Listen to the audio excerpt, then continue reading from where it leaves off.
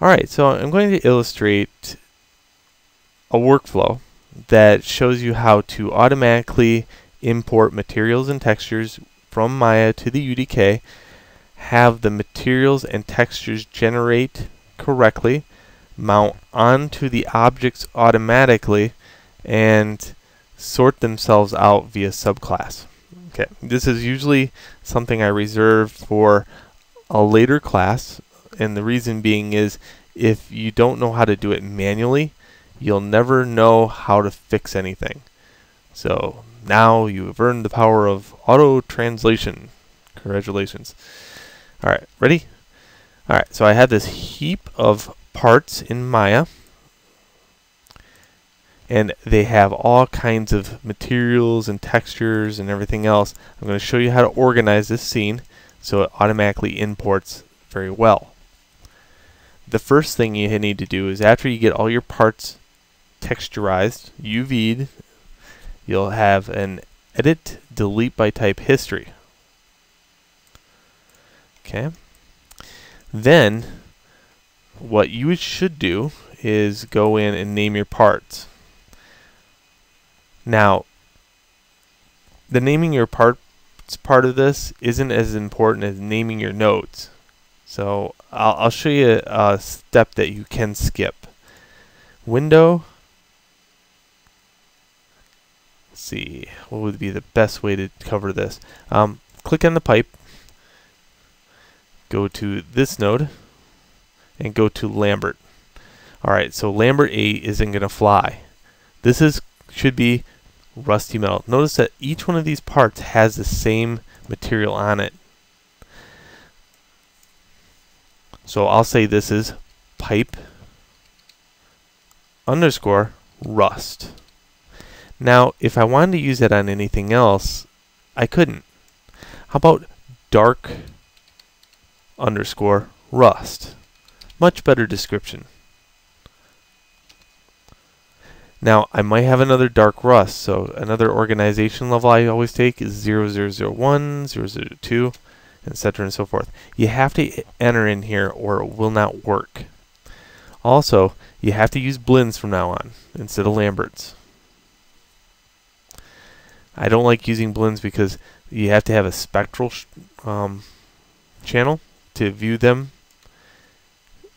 So usually I use Lamberts just because I want to see what those materials and textures look like without spectral attached. Alright, same with this one. Look at it, I have the same surface. I got rusty metal 001. This time it's renamed and it goes all the way across all the parts. Good. Here's another one. This one's Lambert 9. This one's going to be a blend and it's going to be called steel 0001. This one has the rusty metal 001, this one has steel 001, and etc. and so forth. Good. So all that did was window, rendering editors, hypershade. It went in and stipulated on these nodes, instead of being blend 1, it should say steel, rusty metal, but look, I have a blend 1 still. Okay. So what's this blend 1? It looks a lot like the rusty pipe.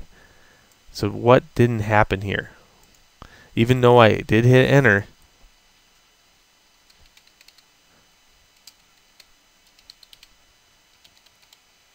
make sure you go back and check. So all these nodes should have names that are blends, all the ones that are shiny. Okay, good to go. Now we just have to worry about trying to get all these pieces in with good center points within Maya or the UDK. So in this case, this is how I kind of roll with this. X on your keyboard is your best friend. First off, modify center pivot on all items. Then hit X on the keyboard and just snap all these to the center of the world.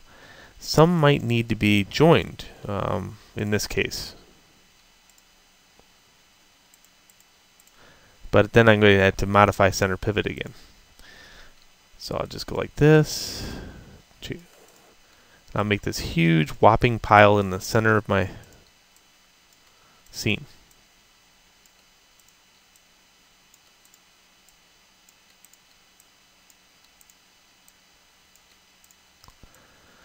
Okay, now I just have to export them all.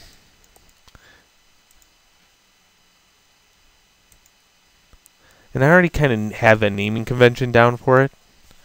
I was debating on whether to teach it this way or not, so that's why, yeah. So I got 90-degree pipe. This would be better being pipe underscore because I have more pipe. So rather than do this, I'm going to put a new folder in and say clean import. I want to be able to separate these by subclass very quickly. Naming them here will do that. Pipe underscore 90. I'll separate all the pipe first, so I'll copy this. Once I get that, and hopefully that was the 90-degree angle one. Yep, this one right here. Just in case, I'll export that again, pipe 90. Once I get that done, I hit Control H, and this will hide it out of view. I'll continue to do this. Pipe T. Control H. This was catwalk step.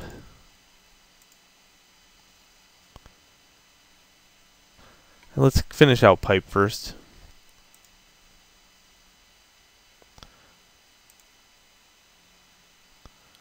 This is just pipe.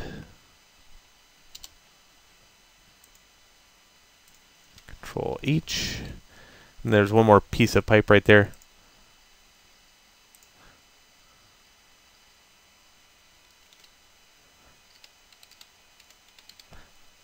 Now in this case, if you're in a world building class, you know, you might not have pipes or I-beams or anything like that. Don't get confused to where these items are if you're online. These are just examples of how to translate many parts within the engine and have them automatically generate textures and materials.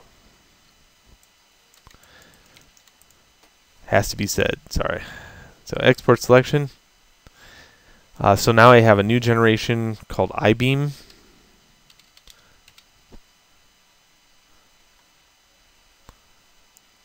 Underscore. Copy that. And then take the underscore off. Control H. I have a mending plate here for that. That one right there. And I have quite a few mending plates.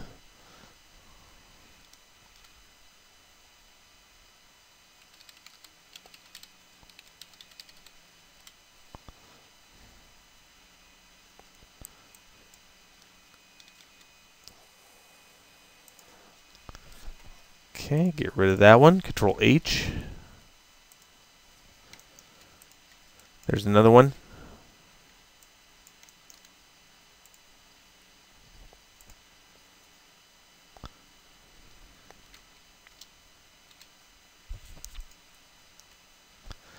If you get this error message, I'll show you how to get rid of that.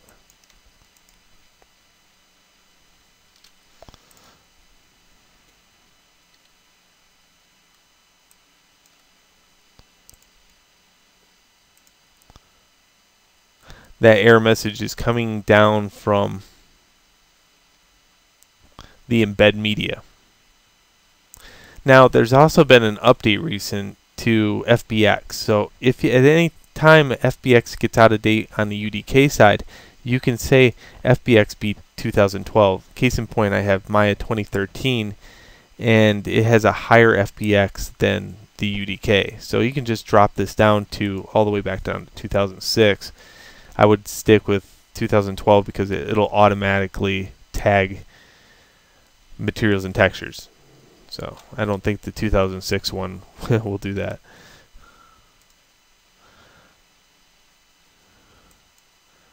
Okay, Control H. Alright, I think that's all my mending plates, so I can go on to something else. A catwalk would be a good one. So I try to handle all these larger groups first.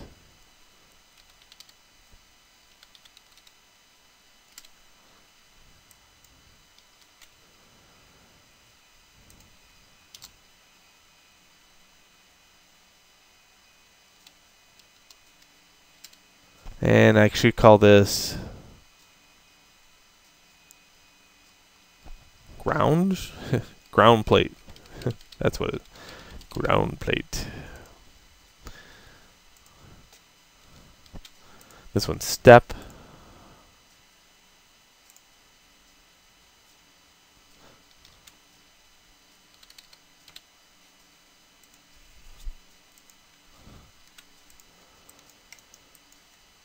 And there's this one right here.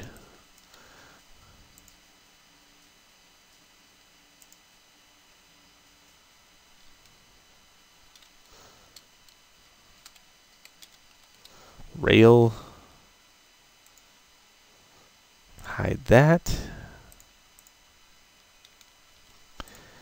There's this one. This one needs the normals to be softened.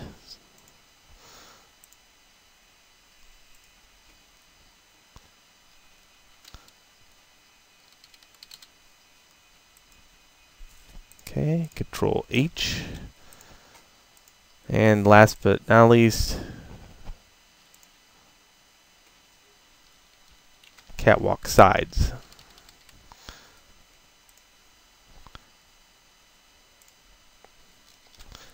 Alright, leaving this beam, which I have no idea what to call it, but we'll just call it beam.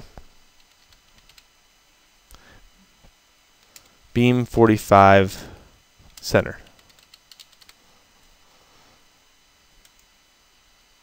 Alright, sweet. And I don't know if I had that highlighted, so I'm going to do that one more time. Beam 45 center. Let me rename that. And when I import it in, I won't import the other one in. Alright, so that's all taken care of. I'm just going to keep continuing this video even though it's rather long. Here in the UDK, in my content browser, I have my warehouse. As textures, as a warehouse, I'm going to get rid of any of these subclasses because these are the things that I did before. So don't delete anything out of yours. I just have to clean up some stuff.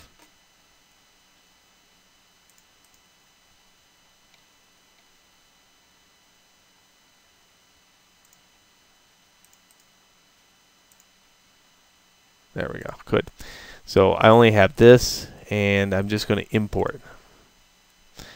Alright, so here's my clean import. I can now go like this, highlight all of these except for bean, and then hit open. Down below, I can choose import materials, import textures, and that should be good to go. So I'm going to say OK to all. Okay, hit OK.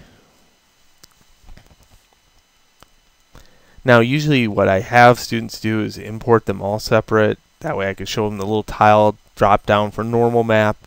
I can show them how to texture sample and drop it into the material builder. All those great things get taught.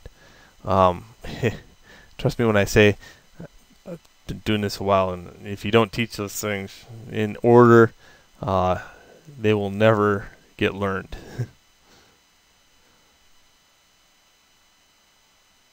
Okay, don't touch anything, don't breathe on it, just let it go.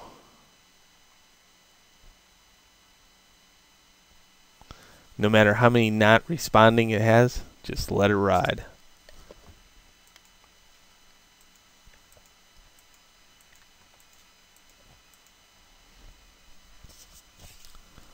So these are very hard edge devices. I don't have any kind of softened edges or smoothing groups except for that rail.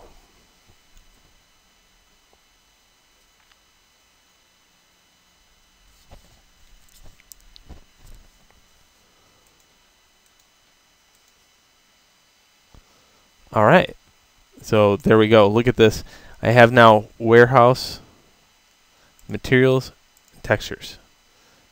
Very cool, right? And then I have all these new meshes in here. Now, I could have did that in subclasses also to separate the actual meshes from the interior from the exterior. And that is, all you do is have to import something. Let's say this one, I'll just pick it. And just before you import it, you can put it in grouping and say inside meshes.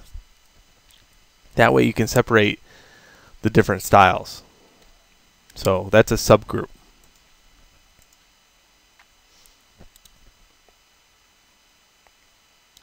Right away, you should definitely save. This is a lot of information that got dumped into the UDK all at once, and it's going to have some, lagging issues until you save it out. Now, I'm not going to save because I want to subclass these, and I'll do that off camera. But other than that, that's how you automatically import stuff. Some things I should show is this. If I double click on it, check this out. It automatically mounts the normal map onto the right UVs. This is a UV node, so it stipulates where it is in the UV land. And if you are unfamiliar with that, if I have any item and have its UVs in any other quadrant besides 0 and 1, let's say I have it over here, which is totally legit, it will update the UDK and say, hey, it's not in the 0 to 1, it's in the 1 to 1 or 0 to 0 or whatever. So that's what this node does. It automatically brought the texture samples in. Another thing it did behind your back,